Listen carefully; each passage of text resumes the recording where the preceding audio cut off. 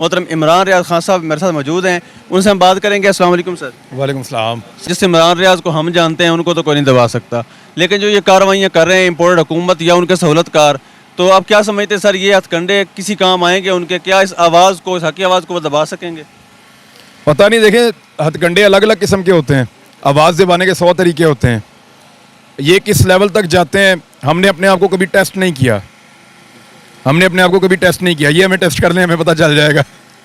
Sir Imran Khan साहब एक जुमला बोलते हैं कि मैं बहुत ख़तरनाक हूँ, वो ख़तरनाक सर इम्पोर्टेड हुकूमत के लिए हैं या सहूलतकारों के लिए, ये समझा देंगे। वो वैसे आजकल तो वो सबके लिए खतरनाक बने हुए हैं और उनके अपने जुमले लोग उनके लिए कोट करके उनके लिए मुश्किलात पैदा कर रहे हैं।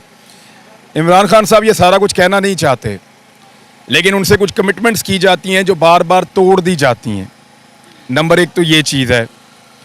नंबर दो, इसमें एक और बात है, वो ये है कि इमरान खान साहब को कुछ इन्फॉर्मेशन ऐसी शायद मिल रही है जिसकी बुनियाद पे वो उनकी फ्रस्ट्रेशन बढ़ रही है और फिर वो ऐसे स्टेटमेंट देते हैं। Thank you so much sir. Thank you very much.